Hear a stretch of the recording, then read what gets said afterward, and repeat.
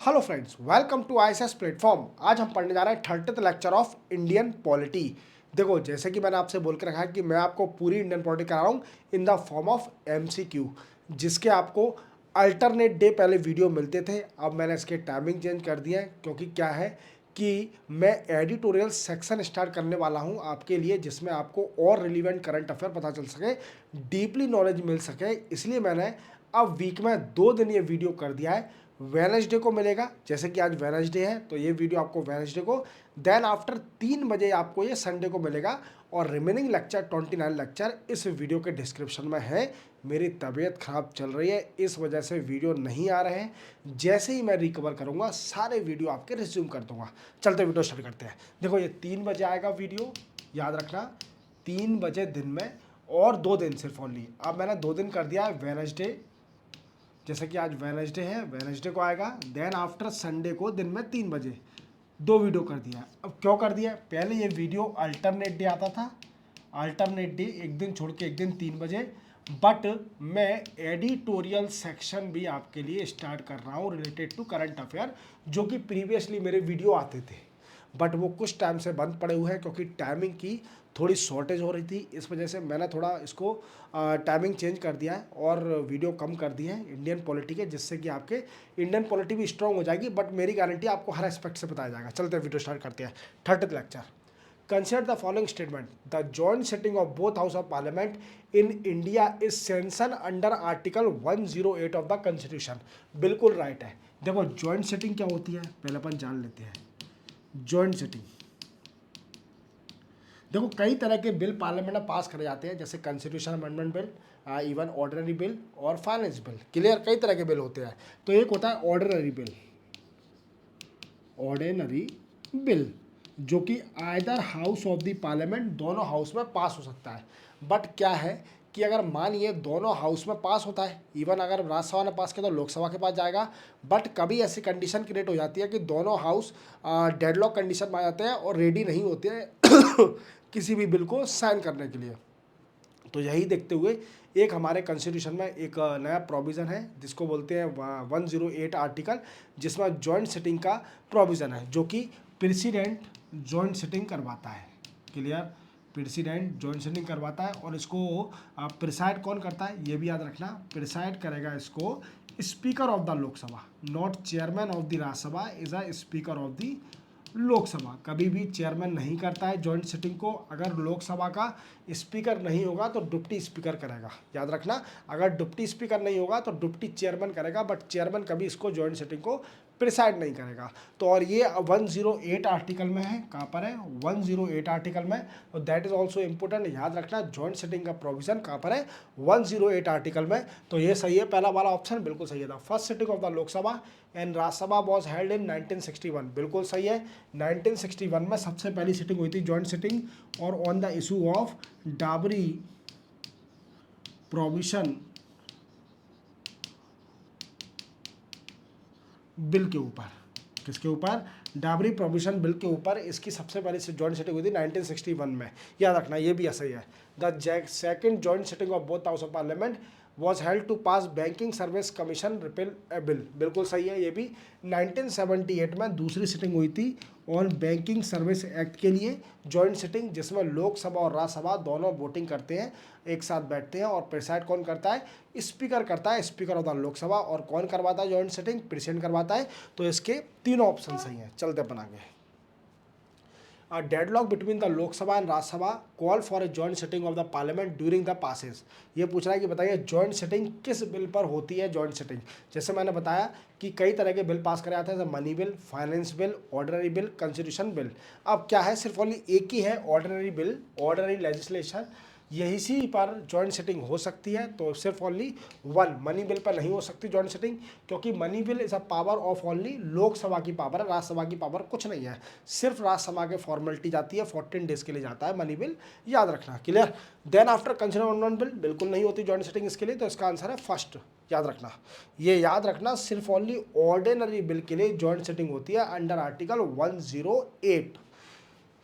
अ legislative bill में be introduce in which house of parliament? Legislative bill किस house में पास किया जाता है? तो देखो दोनों हाउस में पास किया जा सकता है लेजिस्लेटिव बिल। क्योंकि ऑर्डनरी बिल दोनों हाउस में, मनी बिल लोकसभा में, कॉन्स्टिट्यूशन अमेंडमेंट बिल दोनों हाउस में, फाइनेंस बिल भी दोनों हाउस में, क्लियर याद रखना, और ऑर्डनरी बिल भी दोनों हाउस में, दोनों हाउस का अप्रूवल जरूरी है। चलते बनाएंगे। With reference to the Parliament of India, consider the following statement. A private member bill is a bill presented by a member of parliament who is not elected but only nominated by the president of India. देखो सबसे पहले समझेंगे private member bill क्या होता है। What is private member bill? देखो private member bill क्या होता है। देखो जैसे आप जानते हो कि हाउस में गवर्नमेंट में कई सारे मिनिस्टर होते हैं और मिनिस्टर के अलावा भी कई सारे एमपी भी होते हैं, कई सारे एमपी भी होते हैं। जैसे आप जानते हो कि 543 लोकसभा में और 245 राज्यसभा के अंदर है। अब क्या होता है कि जैसे मानिए वो मिनिस्टर नहीं है और उसको बिल पास करना है, तो वो लीव की अप्रोच करता है स्पीकर से कि मुझे लीव दीजिए, मुझे बिल पास करना है। देन आफ्टर उसका बिल गजट में पब्लिश होता है, गजट में फिर उसको लीव नहीं मिलती है, फिर वो इंट्रोड्यूस करता है बिल को। तो वही है, जो मिनिस्टर के अलावा जितने भी मेंबर हैं, मेंबर ऑफ पार्लियामेंट, अगर वो बिल पास करते हैं तो वो that is called a private member bill. ठीक है, तो पहला वाला गलत हो गया, ये गलत है, क्योंकि हु इज़ नॉट इलेक्टेड ये गलत है। Who is not elected, elected भी कर सकते हैं, नॉमिनेट भी कर सकते हैं, बट मेंबर होना जरूरी है। Clear. Recently private member bill has been pass the parliament of India for the first time in it history. बिल्कुल गलत है, क्योंकि प्राइवेट मेंबर बिल कई सारे पार्लियामेंट में पास हो चुके हैं, ऐसा नहीं है कि पहली बार ही पास हुआ है। तो इसके दोनों गलत हैं, neither one and one not two. Which of the following statement is correct? कौन सा स्टेटमेंट सही है ये पूछ रहा है। अब bill pending in the Lok Sabha lapse on in prorogation, बिल्कुल गलत है, बिल्कुल गलत है। देखो मैंने आपको बताया था प्रोरोगेशन, डिसोल्यूशन और ये क्या होता है। देखो एडजॉर्नमेंट क्या होता है। एडजॉर्नमेंट में क्या होता है कि कुछ समय के लिए जो सेशन चल रहा है, जो मीटिंग चल रही है, उसको रोक दिया 1 घंटे 2 घंटे 3 घंटे या 1 दिन 2 दिन। क्लियर। प्रोरोगेशन क्या होता है, ये प्रेसिडेंट करता है। सेशन जब कंप्लीट हो जाता है, दूसरा सेशन स्टार्ट होने सेशन जब कंप्लीट होता है तो उसको बोलते हैं प्रोरोगेशन। और डिसोल्यूशन माने क्या होता है, जब लोकसभा का जब पीरियड कंप्लीट हो जाता है, 5 ईयर कंप्लीट हो जाते हैं या फिर गवर्नमेंट गिर जाती है तो डिसोल्यूशन हो जाता है। क्लियर। तो क्या है, डिसोल्यूशन में तो बिल पूरे लैप्स हो जाते हैं, बट प्रोरोगेशन में कभी भी लोकसभा के बिल लैप्स नहीं होते, उनको फिर से नया सेशन आएगा, फिर से पास किया जाएगा। तो क्या है, अब bill pending in the Lok Sabha lapse on prorogation बिल्कुल नहीं हो सकता। अब bill pending in the Rajya Sabha while which has not been passed by the Lok Sabha shall not lapse on the dissolution of the Lok Sabha, बिल्कुल सही है। अगर bill किसी राज्यसभा में है और अगर लोकसभा डिसोल्व हो जाती है, लोकसभा से पास नहीं हुआ है और लोकसभा डिसोल्यूशन हो जाता है, तो बिल लैप्स नहीं होगा। क्योंकि क्या है कि राज्यसभा ने भी होल्ड में है, राज्यसभा ने पास नहीं किया है लोकसभा को। हाँ, अगर राज्यसभा से पास हो गया और लोकसभा में होल्ड में है तो फिर लैप्स हो सकता है, याद रखना। लोकसभा से ही पास हो गया तो प्रेसिडेंट पर गया तो इसका आंसर है 2। चलते बना गए। Who has the right to issue money from consolidated fund of India. देखो consolidated fund of India 266 article, याद रखना। Consolidated fund of India under article 266 और 267 है contingency fund of India. Contingency fund of India, ये emergency के लिए होता है। Fund of India, consolidated fund of India, जितने भी गवर्नमेंट के रेवेन्यू रिसिप्ट होते हैं ये सारे कंसोलिडेटेड फंड ऑफ इंडिया में जाते हैं। अब इसका अप्रूवल वीकेंड से निकालने के लिए, पैसा विड्रॉल करने के लिए पार्लियामेंट की अप्रूवल चाहिए, पार्लियामेंट का। तो देखो पार्लियामेंट इसमें है नहीं, तो गलत है, नन ऑफ दिस। तो पार्लियामेंट का एप्रोप्रिएशन बिल पास करती है। क्या पार्लियामेंट एप्रोप्रिएशन बिल पास करेगी, इसी बिल के जरिए कंसोलिडेटेड फंड ऑफ इंडिया से पैसा मिलता है। क्लियर। पार्लियामेंट का अप्रूवल जरूरी है। चलते बनाएंगे। विच one of the following expenditure is not charge on the consolidated fund of India. ये पूछ रहा है कि बताइए कौन सा एक्सपेंडिचर चार्ज नहीं करता कंसोलिडेटेड फंड ऑफ इंडिया में। Salary allowance of the chief justice of India बिल्कुल करा जाता है। Clear. Salary and allowance of the CAG बिल्कुल सही है, ये भी करा जाता है। Salary allowance of the chairman of the union public service commission बिल्कुल सही है, chairman and deputy chairman. Salary and allowance of the prime minister of India ये गलत है, नहीं। कंसोलिडेटेड फंड ऑफ इंडिया से प्राइम मिनिस्टर की सैलरी और अलाउंस नहीं निकाला जाता, ना ही एक्सपेंडिचर करा जाता है, याद रखना। चलते बनाएंगे। और कौन सा आर्टिकल है कंसोलिडेटेड फंड ऑफ इंडिया का? 266।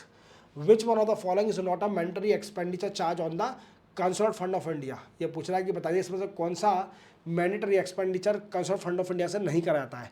डेब्ट charge for which government of India is liable बिल्कुल सही है, करा जाता है। Salary and pension of the member of the election commission of India बिल्कुल नहीं, बिल्कुल नहीं कराता है। इलेक्शन कमीशन ऑफ इंडिया को कंसोलिडेटेड फंड ऑफ इंडिया से पैसा नहीं मिलता है, ना ही सैलरी अलाउंस मिलती है। क्लियर। पेंशन पेबल टू जज ऑफ द हाई कोर्ट, बिल्कुल राइट है। देखो ये याद रखना, ये हाई कोर्ट का मैटर आप याद रखना। क्या होता है, एक होता है कंसोलिडेटेड फंड ऑफ इंडिया जो कि यूनियन गवर्नमेंट का होता है, और एक होता है consolidated fund of the state जो कि स्टेट का होता है। अब जो हाई कोर्ट का जज होता है, हाई कोर्ट का जज होता है, तो क्या होता है, जब वो जज होता है, मतलब जज है अभी किसी भी हाई कोर्ट में, तो उसको सैलरी अलाउंस उसको मिलेगी कंसोलिडेटेड फंड ऑफ स्टेट में से। क्लियर। जब वो रिटायर हो जाएगा, जब उसकी रिटायरमेंट हो जाएगी, तो उसको पेंशन मिलेगी कंसोलिडेटेड फंड ऑफ इंडिया से। याद रखना ये दो डिफरेंस क्या है, कि उसकी सैलरी जब होगा, सैलरी और अलाउंस मिलेगा कहाँ से, जब हाई कोर्ट के जज को कंसोलिडेटेड फंड ऑफ स्टेट से, और जब वो रिटायर हो जाएगा तो उसको पेंशन मिलेगी कंसोलिडेटेड फंड ऑफ इंडिया से। याद रखना अंडर आर्टिकल 266। अलाउंस और डिप्टी चेयरमैन बिल्कुल मिलता है, बिल्कुल ये भी सही है। क्लियर। बी गलत है। Clear. Election commission of India को नहीं मिलता है। विच one of the following expenditure is not charge on consolidated fund of India, कौन सा एक्सपेंडिचर चार्ज नहीं करा था कंसोलिडेटेड फंड ऑफ इंडिया से। Salary and allowance of the president of India, बिल्कुल प्रेसिडेंट ऑफ इंडिया भी मिलती है। Salary and allowance of the vice president of India, बिल्कुल गलत, ये नहीं मिलता है। अब आप कंफ्यूज होगे, मैं आपको बताऊंगा। Salary and allowance of the justice of the supreme court of India, बिल्कुल सही है। Salary allowance of the speaker of the Lok Sabha, बिल्कुल सही है। अब देखो, आप बोलोगे कि सर वाइस प्रेसिडेंट का काम तो होता है सिर्फ only chairman of the Lok Sabha, वो राज्यसभा। क्लियर। बट ये मेंशन करा गया है कि जो भी सैलरी अलाउंस होगी chairman and deputy chairman of the Rajya Sabha की, वो कंसोलिडेटेड फंड ऑफ इंडिया से ली जाएगी। बट यहाँ पर वाइस प्रेसिडेंट लिखा है, ना कि चेयरमैन ऑफ द राज्यसभा लिखा है। क्लियर। ये डिफरेंस याद रखना। अगर वाइस प्रेसिडेंट मेंशन करा गया है तो वाइस प्रेसिडेंट की काम क्या है। क्लियर। उसका कंसोलिडेटेड फंड ऑफ इंडिया में से नहीं जाएगा। But chairman of the Rajya Sabha और the deputy chairman of the Rajya Sabha are charge on the consolidated fund of India under article 266। चलते हैं आगे। The authorization for the withdrawal of fund from consolidated fund of India must come from, ये पूछ रहा है कि authorization, अगर मान लो कंसोलिडेटेड फंड ऑफ इंडिया से पैसा निकालना है तो इसका ऑथराइजेशन कहाँ से आएगा। डेफिनेटली पार्लियामेंट ऑफ इंडिया से आएगा। एप्रोप्रिएशन बिल पास करना पड़ेगा, इसी के जरिए फंड निकाला जाएगा कंसोलिडेटेड फंड ऑफ इंडिया से पार्लियामेंट के द्वारा। With reference to the union government, consider the following statement. The Department of Revenue is responsible for the preparation of union budget that is presented to the parliament. बिल्कुल गलत है।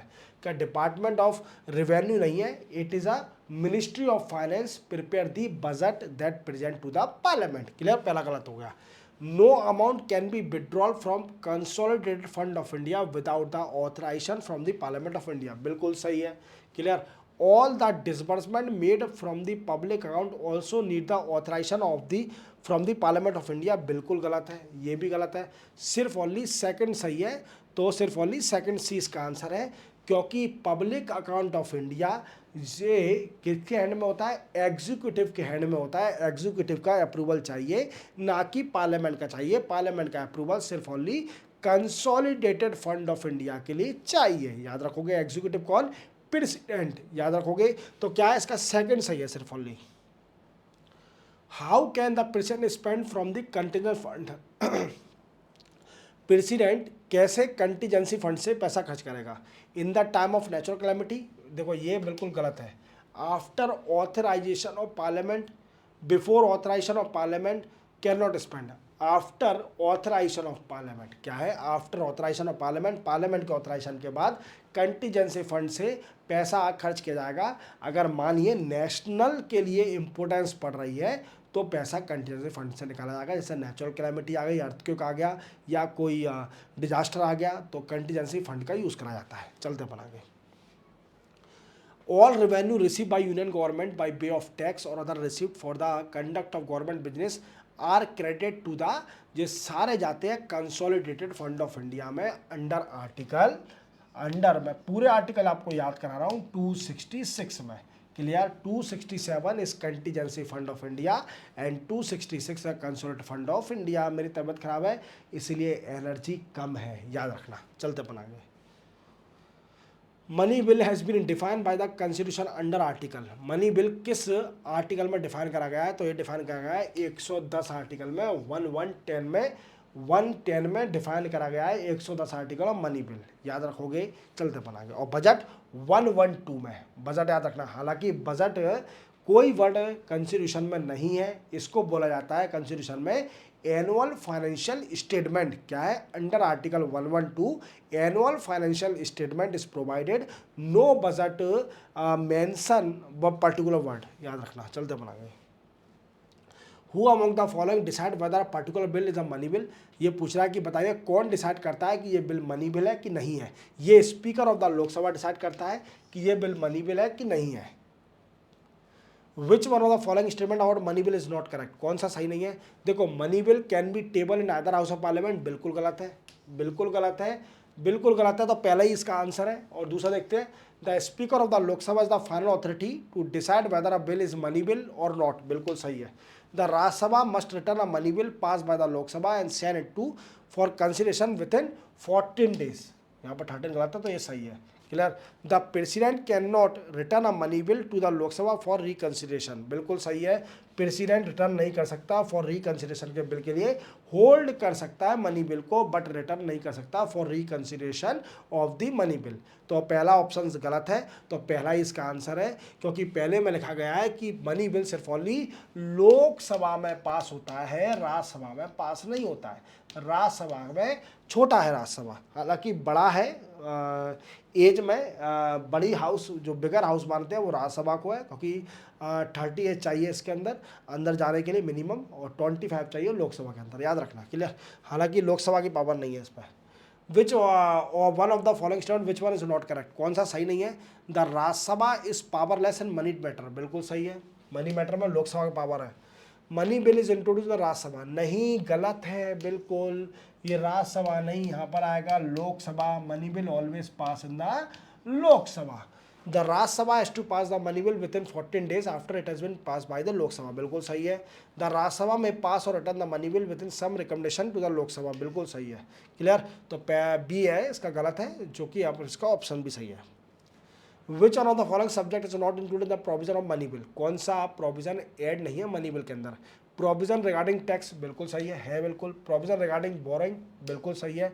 Provision regarding custody of the consolidated और contingency fund of India, बिल्कुल सही है। Provision for imposition of fine और penalty, ये नहीं है मनी बिल के अंदर। फाइन और पेनल्टी मनी बिल के अंदर नहीं है। और मनी बिल के लिए आर्टिकल कौन सा है?